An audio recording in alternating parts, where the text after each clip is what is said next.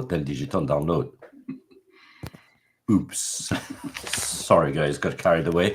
Good afternoon, good morning, good day, wherever you may be joining us from. Welcome to another edition of the Digital Download, the longest running weekly business talk show on LinkedIn Live. Now globally syndicated on TuneIn Radio through IBGR, the world's #1 business talk, news, and strategy radio network. Today, we're diving into the importance of continuous leadership development. We have a special guest, Jim Kerr, to help us with the discussion. Jim is a renowned leadership coach, consultant, and author. He brings a wealth of experience from working with diverse organizations, including Fortune 500 companies and government agencies. But before we bring Jim on, to help us. Let's go around the set and introduce everyone. And while we are doing this, why don't you in the audience reach out to a friend, ping them, and get them join us? We strive to make the digital download an interactive experience. Audience participation is highly encouraged. So, Adam, would you like to kick us off? Bonjour, Madame et Monsieur. Bonjour. Tracy, Bertrand. Hello, everybody. Lovely to be here again. I'm really looking forward to this. It's interesting. I think we're all into music on the show. As you will see from Jim, he's got a huge selection of music behind him. So we've been talking about that prior to coming on. But on the business side of things, I'm really looking forward to hearing about this. Thank you. Thank you, Adam. Tracy? Good morning, everybody. Tracy Borson from TLB Coaching and Events, proud partner of DLA Ignite. I will tell you guys, I learned a lot of things from music lyrics. So I'm interested to see how we can incorporate those learnings into our leadership journey, because I bet you there's things we can learn there. And I'm excited to go on the journey. Certainly looking forward to this. Tim? Thank you. And welcome, Tracy. My name's Tim Hughes. I'm the CEO and co-founder of DLA Ignite, and I'm famous for writing the book Social Selling: Techniques to Influence Buyers and Changemakers. Thank you, Tim. And myself, Bertrand Godillot. I am the founder and managing partner of Odysseus & Co., a very proud DLA Ignite partner, and I'm trying to keep us up organized on that call. Mm-hmm. As I said, this week on the Digital Download, we speak with Jim Kerr. Drawing from his extensive experience and the insights gained from creating the Indispensable leadership community, Jim will provide actionable advice on strategies for leaders at all levels looking to invest into their growth and development.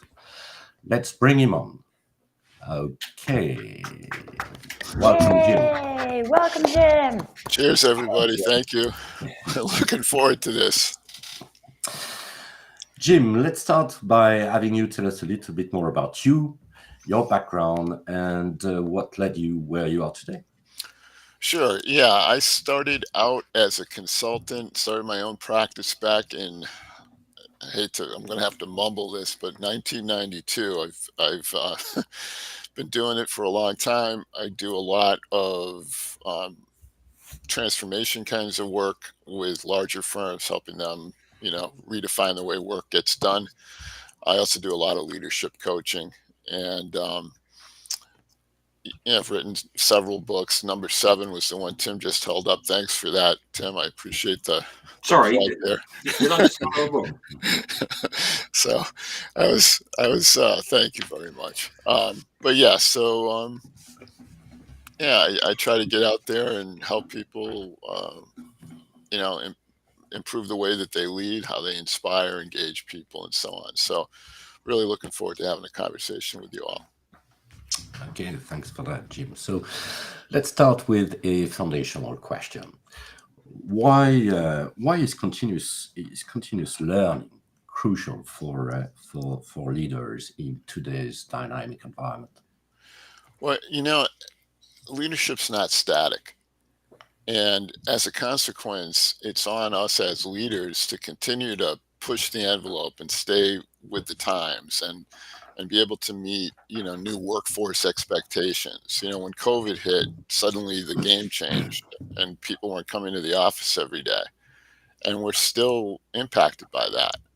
And a lot of leaders under the old paradigm are stuck, frankly, right? So we've got to be able to think differently about these things. And I think leadership development and continuous learning are critical to helping these leaders get unstuck and learn the new way of like I say, engaging and inspiring others. So, as a leader, Jim, because we need a starting point. So, how can I, in the first place, identify areas where I need to grow, basically, and prioritize these learning opportunities? Yeah, I think it begins with self-awareness.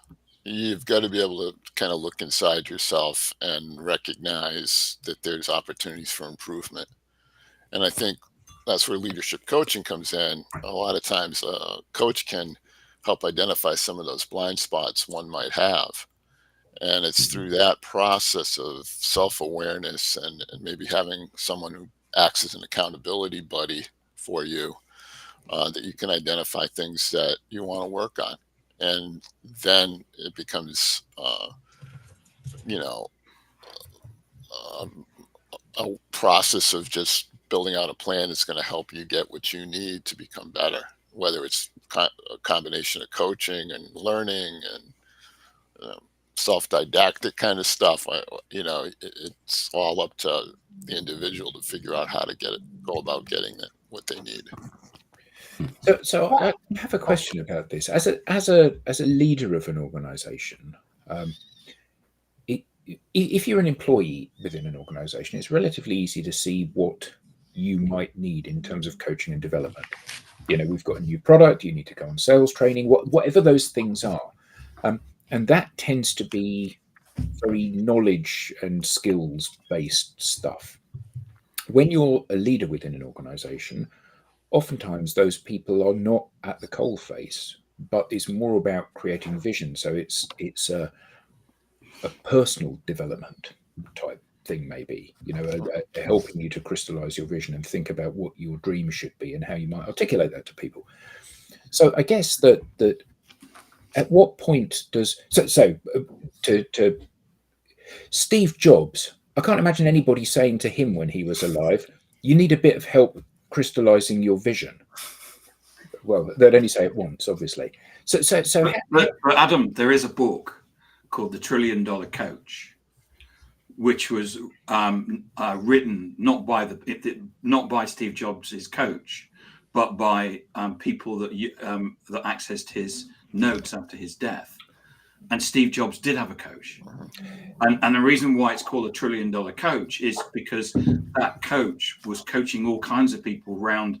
What's his name? Smith from Google, Steve Jobs, and he was basically coaching all of those leaders in Silicon Valley.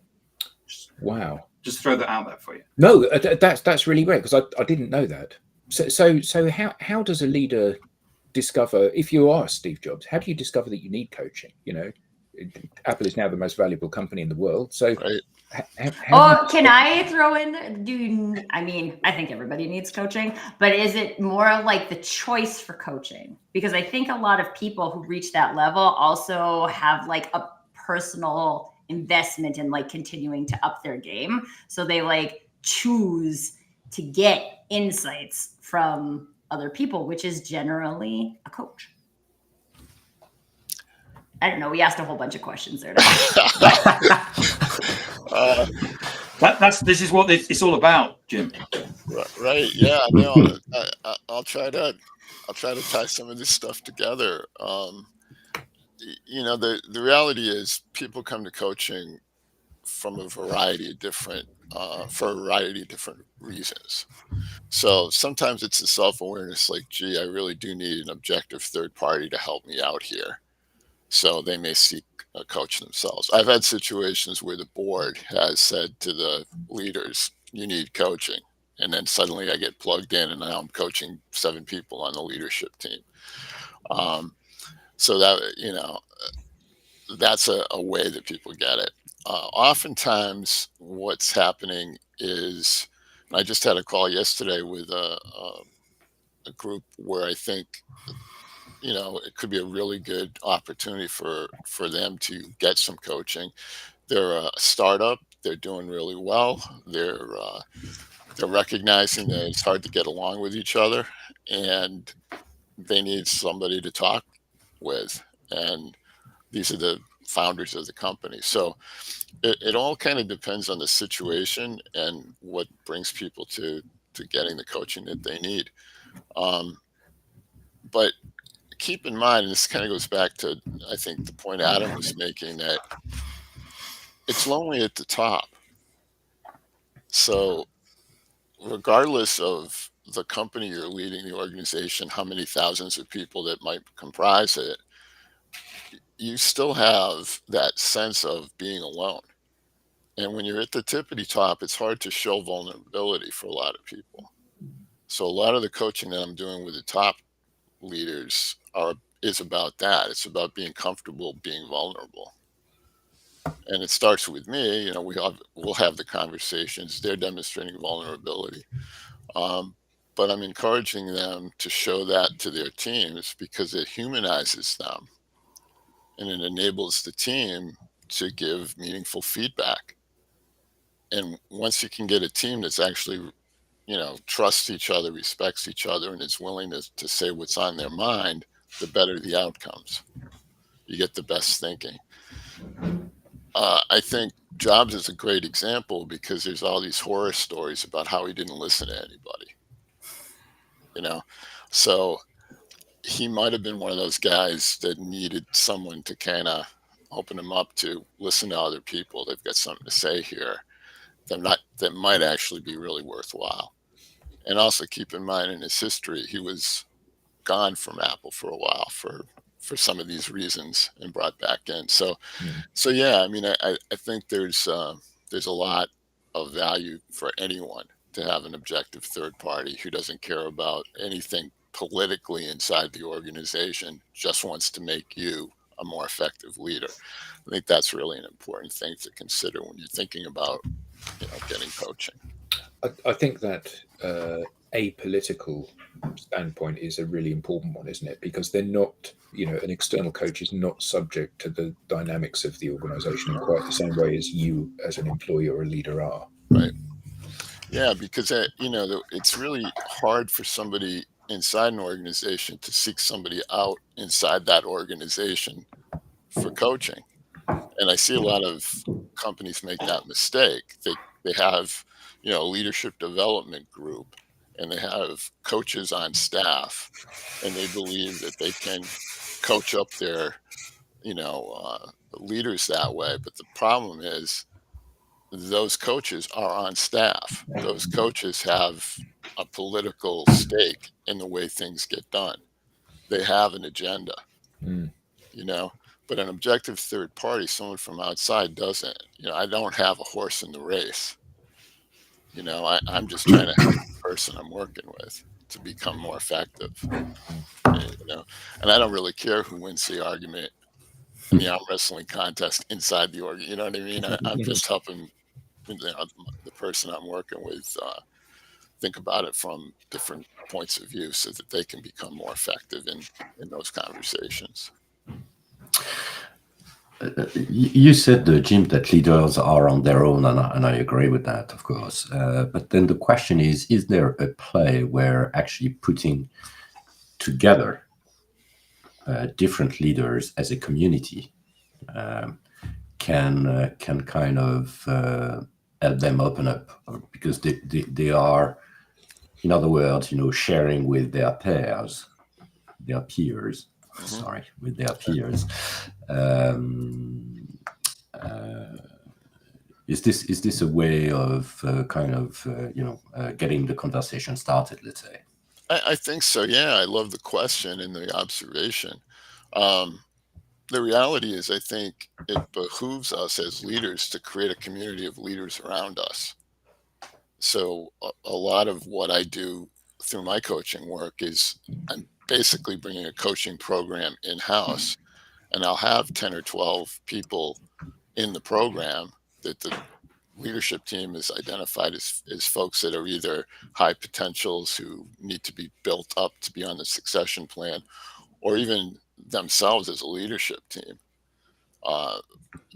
So yeah, I think there's definitely strength in numbers, and building a community around a leadership team is really critical because they're making the decisions day to day about what's going on in that organization. So the more we can build trust and understanding and respect, the stronger that team's going to be. We have a reaction from the audience, and Chris has just underlined what you were saying about having an internal coach is probably not the best way forward.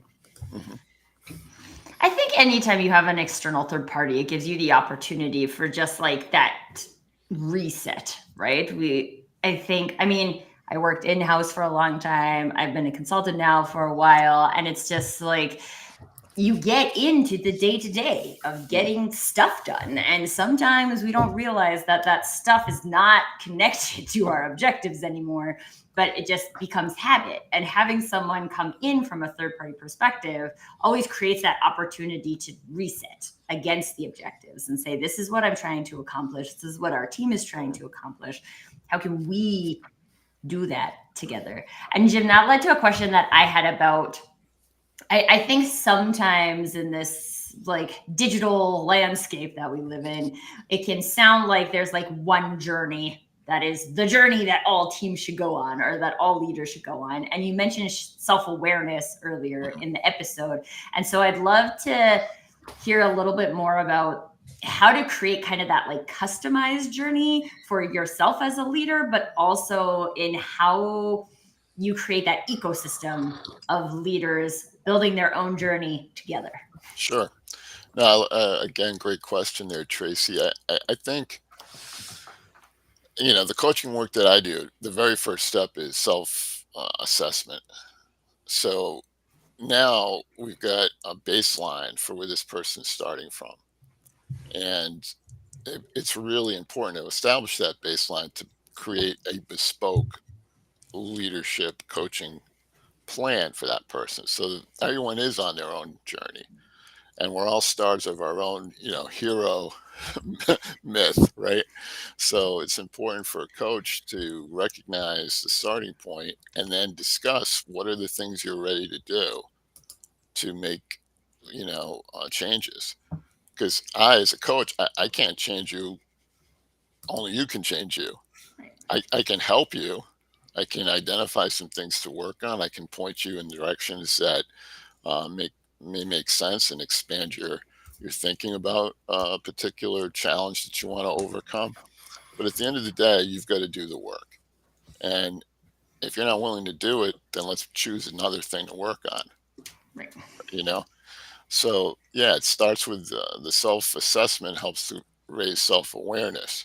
Some organizations also ask me to do the 360 for each person, which gives additional perspective. And what's really powerful about a 360, where you've got input from different players around the individual that I'm working with, is I get to see what their leadership team thinks of them, what their subordinates think of them, what their colleagues at the same level think. And what's remarkable there is incredible blind spots get exposed through this process, because now I've got a self-assessment that says I need these things, and then I'm listening to the input from their colleagues, and wow, what you think you're doing and what they think you're doing are two different things. And that's where we can actually start to really pinpoint, maybe we need to work on something here, because you think you're coming across this way, but your subordinates think that way. And I had a classic example. I was working with a woman high up in the organization, C-level staff member, and she basically kissed up and kicked down. So the CEO loved her because she kissed up to him. But when I started to talk with the people that work for her, they couldn't stand her. She was a micromanager. She was dismissive, disrespectful, always pointing the finger and all that kind of stuff. So we got into it a little bit and started to, I started to talk with her about, why do you think you strike out at the people you actually should be counting on? And she said, well, I get frustrated. I'm impatient. And she had longer hair. So I said, do you have those elastics that you put in your hair? Yeah, of course. I go, you have one, you kind of keep it around your wrist. She said, yeah. I said, you know what? Let's practice this. Every time you get frustrated because someone, from your team knocks on the door and is looking for something from you, and you start to feel yourself getting infuriated, snap it. And that's a reminder that leadership's about them. It's not about you. So when someone knocks on the door, they need something from you. You're there to help them as a leader, right? So she did. She started to practice it. And literally within a few weeks and again, we meet every week. The kind of coaching I do is a weekly commitment. But through that reinforcement and through her practice of snapping the elastic, she was able to remind herself that it's not about getting frustrated and angry because this person doesn't know what they're doing. It's about her providing that individual what they need to be effective. So do you ever find in that situation, so you've got this senior level person, she's sucking up to her boss, and she's a monster to all the people beneath her. And I'm kind of extrapolating what you said, because you didn't actually say that. In more dramatic words. And you conduct some interviews, and the boss thinks, oh, this person's absolutely fantastic. And the people underneath think this person is the worst person I've ever worked for. Mm-hmm. And when you deliver that feedback, do you ever get an instance where when you deliver that to someone, they're almost in tears as a result of this? Sure, yeah. Yeah, there's an emotional reaction because, like I said earlier, and I was half joking, but it really is true. We're all sort of the stars of our own show, and we think we're great, and then someone comes in who is there to help us, and the first thing they say, one of the first things they say is, yeah, maybe you're not so great. There's some things here that we can work on. It can be a shock to the system. And a lot of people resist it initially, frankly. They don't want to hear that. And I was going to say, I feel like the bigger challenge is denial in a lot of ways. Yeah, I mean, it goes through all the stages of, recovery, I guess. But it's first got to admit you have a problem, and now once we can get you to say, yeah, there is something there, then we can say, well, do you want to fix it? And then if you want to fix it, then you've got some help here to get you through. Do you not find, though, that most people know what the problem is? No, we don't coach people on development. We coach people on action that they need to take to deliver certain outcomes. Mm-hmm. And very rarely have we ever coached anybody when they haven't known what they've needed to do, and they haven't known that they're not pulling their weight at doing that thing. And I'm sure that this person that was not very nice to the people that were reporting to her, she knew that she was not being nice, because she wouldn't have behaved that way with her spouse or her boss. So we don't know that. Yeah, very true. We didn't pull the spouse. But right. But are people often in a case of denial there? So they do know what the problem is, but they're afraid of confronting that. I think so, Adam. I think, sure, deep down inside you might know, but you also have excuses. And that's how you live with yourself. So you basically make up some reasons why you operate the way you operate to justify it, right? Unless you're, really have mental illness or something. But I mean, most of us really want to, feel like we're good people and doing good things and being nice to others and all that stuff, right? So yeah, I suppose deep down inside, but if you've spent decades telling yourself a story, and now all of a sudden you're in a leadership coaching situation and you're getting feedback from the coach that indicates that maybe some of those stories you're telling yourself aren't really true, it's Yeah, it can kind of rattle you. And you asked about, is there an emotional reaction? Yeah, a lot of times there is. Mm. I did a 360 when I was in corporate, and there was stuff on that feedback on that. I didn't know. Yeah. So there was things that on there that you kind of you did know, and so, I knew that, but there was feedback from people that I'd gone to, because you're always told to go outside of the network of the people that you generally work with to get a far broader level of feedback. Perspective, yeah. And I remember getting stuff that. Well, and I think just before we go to the question, there's like this concept called Johari's blind window, which is that like there's things you know about yourself that you can see. There's things about you that other people can see, but you can't see. There's things about other people that you can see that they can't see. And then there's just like a whole bunch of unknown things that is subconscious and unconscious and all of these things. And I think, like we talked earlier about community, like what does that look like in terms of whether we go all the way to being vulnerable, or we just talk about like, I am in a space of psychological safety where I can accept that there's things I don't know about myself, and there's a benefit to me in having those things revealed to me, because then I can do something with that.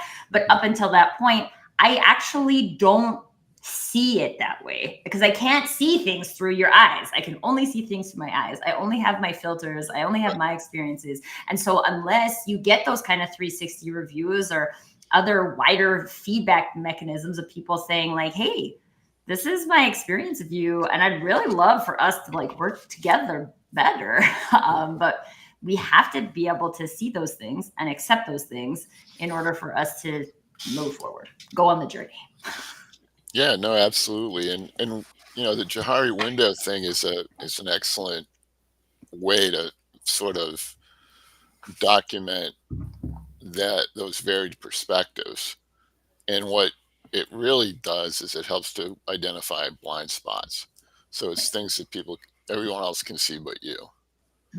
And those tend to be the things that, in fact, I wrote an article about that for a UK magazine probably 10 years ago about the Johari window. Management-issues.com if you ever want to check it out. But yeah, the reality is that's the fodder for coaching and development, is those blind spots. And the cool thing is you get to choose which ones you want to work on, because like I said before, the coach really can't change you, only you can change you. We've got a question from the audience and from Sebastian. Thanks for raising the question. I'll try to hopefully I get that correctly. So why do we tend to focus on outcomes rather than the thought process or the specific behaviors that drive these outcomes, basically? I suspect is the question. Any thoughts ideas, on that? feedback on that? Yeah, I think it's both. I do believe that you want to focus on outcomes, because at the end of the day, especially in a business setting, that's what we're ultimately judged by. But you also have to look at, how did I get there? How did I get to the behavior? And that's where you start to look at different, models and ways of behaving that are impacting you, both positively and negatively.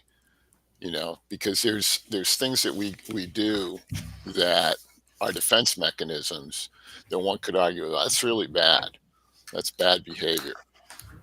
But it's not really bad behavior if it's protecting you and keeping you, sane, right? So there's a balance between just judging behavior, without recognizing some of the impact, and in the form of the question here, some of the outcomes that behavior actually delivers. So you have to look at both things. You have to look at, what are we getting? What are we trying to achieve? And how am I behaving in ways to help me achieve that? And organizationally, how we achieve it, And I guess probably the next, if we keep on that path, is basically the question of culture.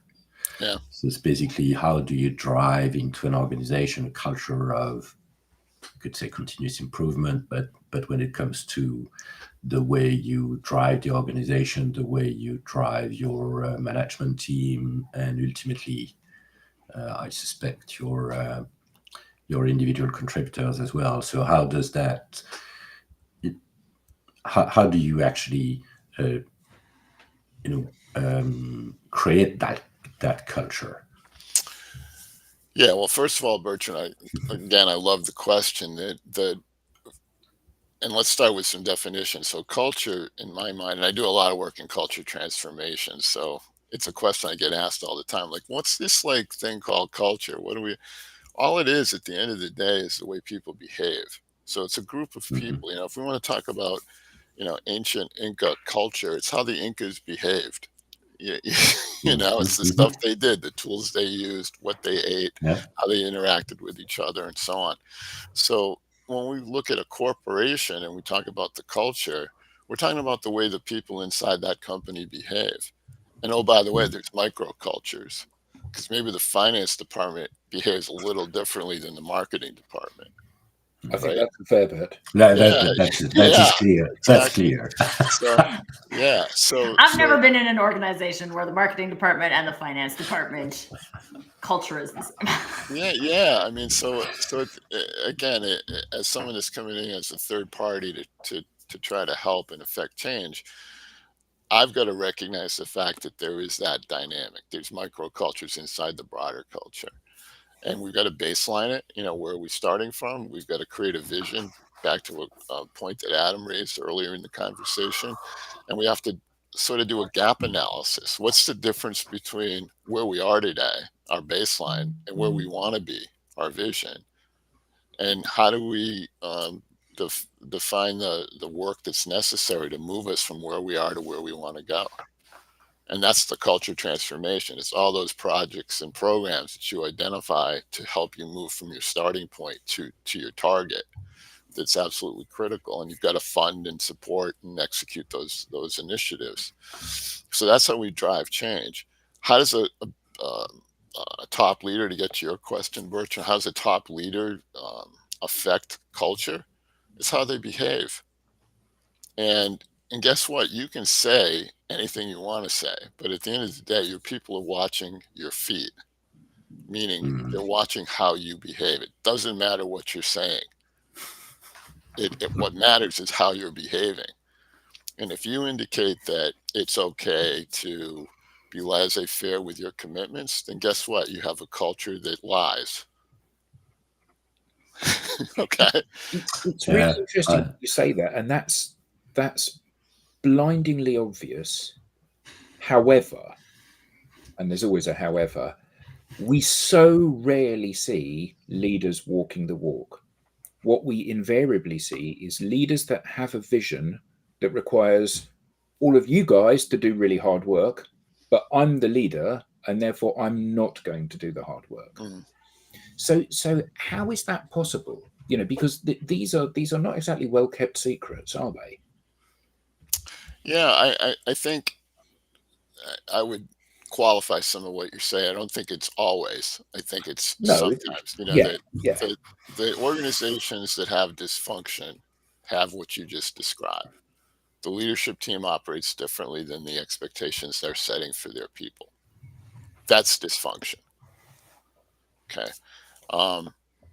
You could look at a family unit and say, you guys do, the parents are yelling at the kids, you guys do this. And meanwhile, they're acting. Stop shouting! Right. That beautiful. Stop smoking. Yeah. Yeah. Right. So that's where we've got this dissonance, in those organizations where the top team operates differently than the expectations they're setting for their people, we have problems. And as a consultant to those organizations, I'm trying to identify that, help the leadership team recognize it, and then devise some strategies and some initiatives that can be done to make that happen. In a lot of instances, it won't happen because leadership team's not ready to change. Well, I mean, Tim and I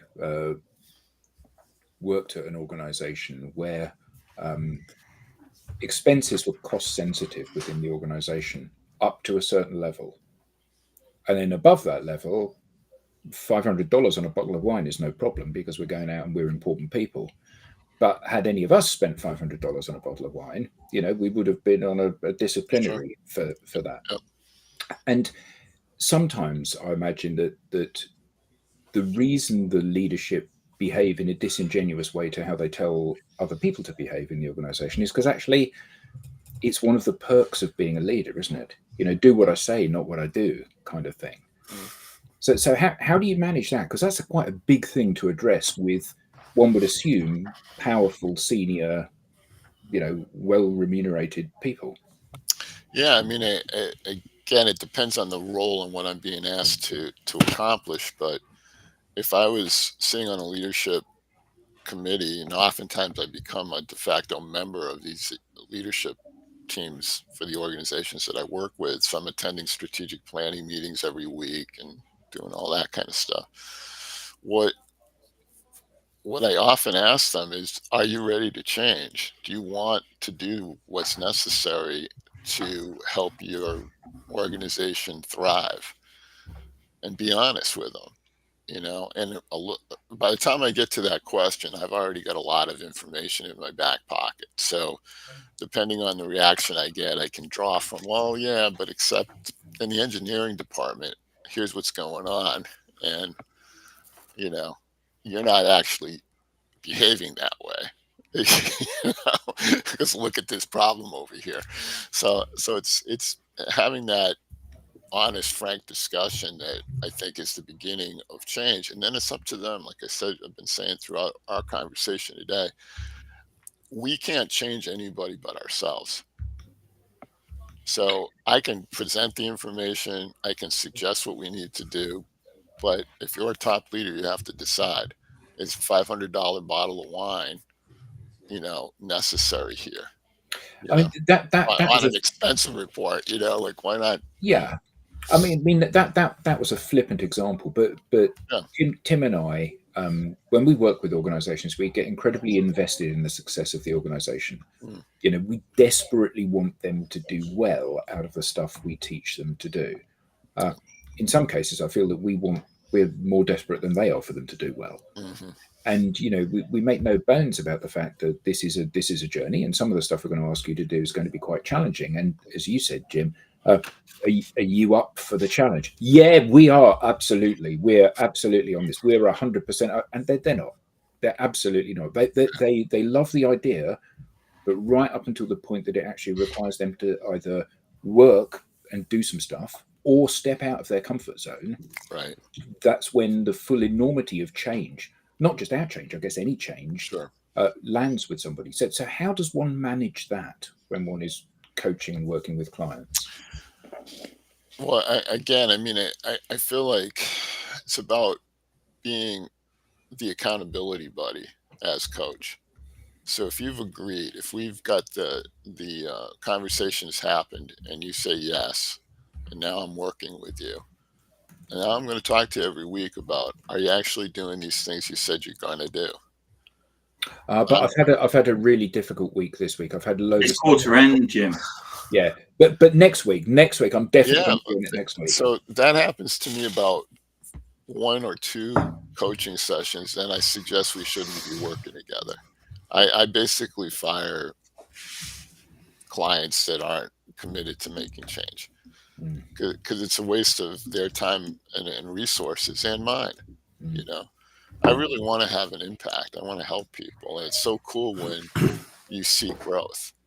I was working with a group of people who were identified as high potentials. They were director level people. The typical profile was 20 years of experience in the company. Most of them had advanced degrees. We're preparing them for jobs at the vice president level. They were directors. And, of a group of 12, 3 of them are now vice presidents. And that was within a year of working together. I get great satisfaction from being able to share that story because it shows growth happened, that these folks came at their baseline, wherever they were, and then they worked at it and committed and made changes and got opportunities that they probably wouldn't have had they not made that commitment to themselves. So I feel like that's got to be part of the contract, you know. And again, I hate to say it, but I walk away from clients that don't care. If you don't care, then why should I? Yeah, absolutely. I think more people should do that, honestly. I think it would like force people to actually make that decision to care. Because I'm not saying you're bad or wrong because you decide not to choose this right now, but like I'm here to help people who choose this right now. Absolutely right. That's the right attitude. I mean, there's no judgment. You know, you're just not ready, or you know, you're not ready to do the work. So if you're not ready to do the work, that's cool. Maybe sometime in the future. You know? Well, and I think I mean, to kind of speak to what you were saying, Adam, about like the leader just sits at the top and do no work. And I like personally, I don't like to pretend that being a visionary isn't work because other people are not coming up with that stuff. And I think that that's an important role for like high level leaders to play. And at the same time, what are the other things that are your responsibility to do? Yeah, maybe it's not coding and I need people to code stuff, but like, what do I need to do? What do I need to learn about myself? What do I need to learn about people? What do I need to learn about team building? What do I need to learn about my own self-awareness and how I micromanage people? Like, I don't want people to think that that's not work because that's a substantial amount of work and investment that people will put into themselves that a lot of people aren't putting into themselves. So I think that's an important thing to remember as part of the conversation. Yeah, I mean, to kind of play off of the point, I think, you know, if you were to draw a pyramid and you said, okay, the guys at the top of the pyramid are the top leadership team. There's a layer in the middle that's the middle management, and then there's a layer that's much bigger that are supervisory level. Well, if you think about what they're worrying about, the people at the top are worrying about where are we 5 years from now. So they have to envision. That's the job, right? But folks in the middle need to be able to translate that into something that has to get done this year. Right. So if I'm a middle manager, I'm worried about this year's budget, this year's set of projects, right?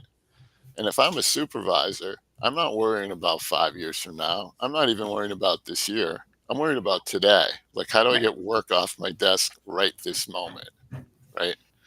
So you have to understand that if you're going to drive change. If you're a change agent from the outside, like the roles that we're talking about playing, then you got to recognize that you're dealing with at least 3 different perspectives about what good looks like, you know?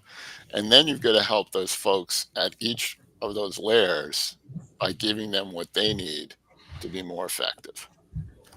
So that perspective is critical. If we don't have it, then we're not doing a really good job of delivering advisory services to those organizations because they're different perspectives. And, oh, by the way, they're different time frames. Well, actually, okay, so this is the question that I had, and I think it's an important part because this show is called The Leadership Journey. And most people wouldn't assume that a journey is like 5 minutes. So I'm going to like have one conversation with a coach and then know all the things I'm going to need to know. And then I'm good. Like there is a destination. And while most people would assume when we say journey that there's a destination, I feel personally that in leadership, there's not really a destination. Like this is a continual investment to continuing to go on a journey. Because if we're responsible for what's 5 years from now, and then COVID hits, and now what we thought was going to be 5 years from now is definitely not what's 5 years from now. Like I am in like an evolutionary role, and therefore I need to be evolutionary. And so, whereas even when you look at, we're trying to use the phrase earlier, continuous improvement, like at the lower levels of an organization, there might be like very tactical things that I can implement from a continuous improvement perspective that can be done in 30 days. Right? But a leadership journey, And again, like, I would love to hear your perspective on it, Jim, but in my head, a leadership journey is an investment in your career for the like lifetime of your career. And it's ongoing. Yeah, I mean, I think the journey concept, I think, is effective because it suggests there'll be bumps in the road. So, so whether it's COVID comes out of left field and all of a sudden we all have to deal with it, the game changes, we have to pivot. Frankly, my coaching work really, you know, went on steroids during that period because there was this whole group of people that, like everyone else on the planet, was like, what is this? Like, is this the end of the world as we know it? And helping folks kind of get through that was a good bit of work, and it was trying to help them see that there are alternatives to the way they've been doing. The paradigm shifted. And what's interesting about paradigms, right, is we really will defend them because we were successful within those paradigms. So if you're successful in your chain of command by doing whatever it is you do, and someone from the outside comes in and says, you're wrong, you got to change, you're going to defend it. You're going to come up with reasons and excuses. And like I say, all the lies we tell ourselves to sleep at night, all that's going to come out. And, to be effective, you got to help people see that for what it is. They need to recognize that behavior in themselves, and then they have to choose to change it. And then that's where coaching comes in, right? Because now we can help. As soon as you say you want to make a change, okay, you got somebody that'll do their best to help you. Should you change? Yeah, I mean, there's some things that you're doing that's excellent and should continue, and if anything, just get better at it. And then there's other things that you're doing that maybe could be done in a different way, and you'd be more effective. And at the end of it all, to tell you the truth, are you happy? Like really, I mean, really, truly, the at the end of a coaching program where I've coached, a person and we've met 25 times over the course of 6 months, right? I'm kind of asking them a question as part of the so long at the end. Are you happier? Like that. I Yeah, like that. because they have to be. If they aren't, then either I didn't do a good job or they didn't do a good job. Jim, can I butt in and change the conversation? Sure. I've seen a lot about this on LinkedIn. I wanted to get your perspective of it. Celebrating success. What's your view on it? I think you should celebrate success by acknowledging it. Like, look at the effort we put in and look at the payoff. Because if you commemorate it in some fashion, it's like, Pavlov's dog. You're basically providing a reward. It's beyond just spoils of the business being successful, but it's the idea that we're commemorating that we've all come together. We all had the same target. We all worked to get it, and let's recognize that. But there's the however that Adam liked to use earlier. However, you've got to get off of that and onto the next thing. So it's, let's take a moment, celebrate our success, and now here's what we're going to do next. And is it? I mean, and I don't know whether it's a generational thing or what. Is it that in effect that we should be having micro celebrating of successes, or should we be doing it annually, or what constitutes us having a celebration? Yeah, I think it can be just a small gesture that sort of let's take a moment and look at what we did. The thing is, I feel like we all are motivated by success. So we've got to take a moment to be able to recognize, like, yeah, we've been successful here. We achieved some goal, and note it, and then identify where we're going from here, that kind of thing, because organizations are living organisms. Why? Because they're comprised of people who are living, right? Living and breathing. So we've got to continue to evolve and take the moments to celebrate, sort of, take a moment to smell the roses, and then let's move on. Let's keep going. Where's the next rose bush? That kind of thing. Rob Longley, I see in the messages there, says that celebrations need to feel natural, not filling a square, and I couldn't agree more. It's got to be just kind of part of the culture, where you're actually able to make those pauses to celebrate, to recognize progress. That's just part of what we do. That's how we operate. That's how we behave in this culture. Jim, there are a few comments and questions in the chat that I'd like to echo and kind of regroup. We've all had a personal assistant dealing with our diaries and our different meetings, etc. Do you think that there is any chance, I have to raise that question, that any form of intelligence, artificial intelligence in particular, especially, could at any point I would take in time, intelligence to tell you this. Could at any point in time, act as a coach? I don't think so. I do think that you can go to these chats. Some coaches are actually selling this now. You can subscribe, and I'm there's sure. an AI chat bot. We've had one on here, Jim. Okay, all right. In the comments. Yeah, and I think that it can do it can answer a question for sure. If the language model's rich enough, it might even be able to put out some pretty good ideas. But past that, there's this whole thing about how does a chatbot keep me accountable? How does a chatbot suggest things that didn't work? And how does a chatbot create a mirror so I can see myself in a different light? It can't do those things. So I can ask a chatbot a question, give me 3 ways to engage my team, and it'll spit out 3 ideas. And I can say, I really like idea number 2. Give me 3 ideas about how to do idea number 2, and it can give me that.